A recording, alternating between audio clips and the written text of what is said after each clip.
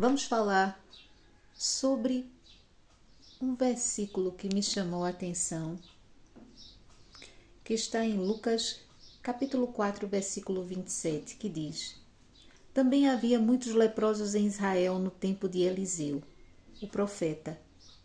Todavia, nenhum deles foi purificado, somente Naamã, o sírio. Eu não sei se você conhece a história de Naamã. Eu vou fazer um pequeno resumo dessa história, para que você entenda o contexto desse versículo e receba esta mensagem em sua vida. Naamã, ele foi um general muito bem sucedido. Ele era reconhecido pelo seu rei e respeitado como um grande general. Ele era reconhecido e respeitado pelos que estavam hierarquicamente abaixo da sua posição como general. E a Bíblia conta que Naamã ele estava em um estado avançado de uma doença sem cura na sua época, que era a lepra. A sua esposa ela empachava todo o seu corpo, provavelmente para que ele pudesse conviver, não é, o mais tempo possível com a sua família, com o rei, com as pessoas ao qual ele tinha que estar a dar ordens aos seus subordinados. E deveria ser uma vida muito difícil a que Naamã levava. E Naamã, ele foi um homem que achou graça aos olhos do Senhor. Deus se agradou de Naamã. Deus, ele passeia sobre a terra, ele visita corações e mentes, então somente creia nisso, pois é real. E Deus sabia o que se passava na mente de Naamã e no seu coração, mas Deus não se agradava da arrogância e da prepotência que Naamã tinha, o orgulho que ele tinha em seu coração. Naturalmente ele tinha porque ele era muito bem sucedido, e isso ocorre nas pessoas que conseguem se destacar no mundo, ser bem sucedidas. Naturalmente elas se acham, não é? É um sentimento que ocorre de êxito. E o que acontece é que Naamã ele caminhava para a sua destruição, apesar de ser uma pessoa ao qual Deus enxergou nele algo que agradava a Deus. Então nós vemos que uma menina vai viver para a casa de Naamã, levada como cativa, uma menina judia, uma menina hebreia, e ela fala de que se ele fosse ao profeta que havia na terra dela, ele seria curado. Essa informação chega à mulher de Naamã, que chega a Naamã, que fala para o rei. Então eles elaboram uma situação que mandam Naamã com uma comitiva e grandes tesouros para o rei dos hebreus.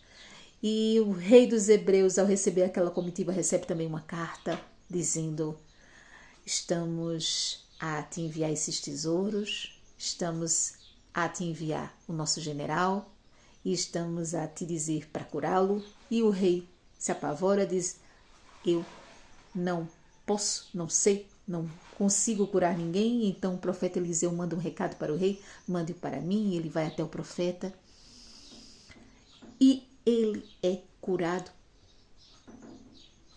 pelo Rio Jordão através das instruções que Deus dá ao profeta. E nós temos aí vários requisitos que passam às vezes batido nas pregações, que é: Deus sabe como agir com cada filho seu, não é? Então ele sabia que o orgulho que havia em Naamã deveria ser quebrado.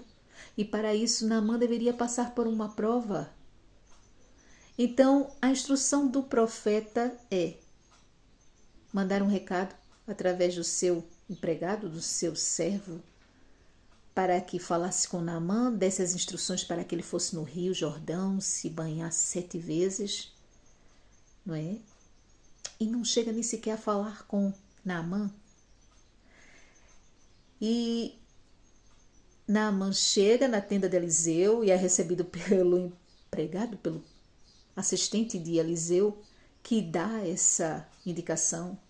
O profeta disse para você ir ao Jordão se banhar 7 vezes. E então Naamã se passa. Por quê? Porque já tinha vindo do rei que disse que não podia fazer. Mandou para o profeta. Chega lá, o profeta nem sequer o recebe. Ele, um general, com grandes conquistas. O que era aquilo? E manda para um rio que era insignificante perto dos rios da terra dele e que estava numa situação tanto quanto fétida, mas que seria exatamente isso que iria o curar. E ele se indigna com aquela situação, pois ele espera que o profeta fosse vê-lo e uma luz descesse e o iluminasse e o curasse. E nada disso acontece, pelo contrário. Ele parece ser desprezado, não é? Então ele se indigna e sai, até que um filho seu, um ajudante, a Bíblia descreve como um servo, mas também descreve como filho dele, diz: pai, então, se fosse uma coisa muito difícil, o senhor não faria. O profeta está a dizer apenas para ir se banhar no rio. Como quem diz: pai, seja humilde, faça, para si não custa nada. Se fosse uma coisa com pompa, glória e circunstância, você faria, pai. Então, pai, o que é importante? A sua vida, o seu orgulho ou obedecer, ser humilde? E ele faz. E se banha 6 vezes, na 7ª fica curado, com a pele de menino, de bebê. E nós vemos nesse versículo, aí entra a situação ao qual vem essa reflexão. Também havia muitos leprosos em Israel no tempo de Eliseu, o profeta, todavia nenhum deles foi purificado, somente Naamã, o sírio, pois ele era sírio. E ele era general de um exército que conquistou a Israel, mas Naamã, ele era uma pessoa conhecida de Deus. Ele foi levantado para aquela situação, pois tudo é permissão de Deus, até o que parece mal. Portanto, nós vemos aqui que naquela época haviam pessoas em Israel que eram leprosas, mas que não foram dignas de cura, e sim Naamã. Então nós paramos para pensar que Deus escolhe, nada é por acaso.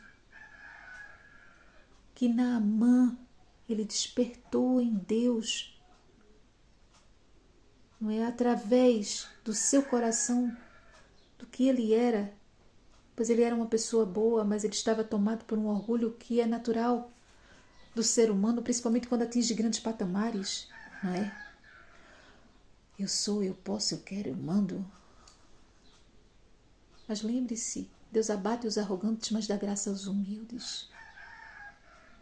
Deus amava a Naamã, mas não amava o orgulho de Naamã. E necessitava Naamã de si para entender quem era Deus. E que a Deus nada era impossível na sua vida. E a glorificar o único Deus que merece louvor e honra. Portanto, você que pode estar a me ver nesse momento, você pode ser também uma pessoa ao qual Deus se agrada, ao qual encontrou graça aos olhos do Senhor, mas as suas atitudes, não. Portanto, Deus avisa sempre. Repense as suas atitudes, repense os seus caminhos. Deus ama o pecador, mas não o pecado.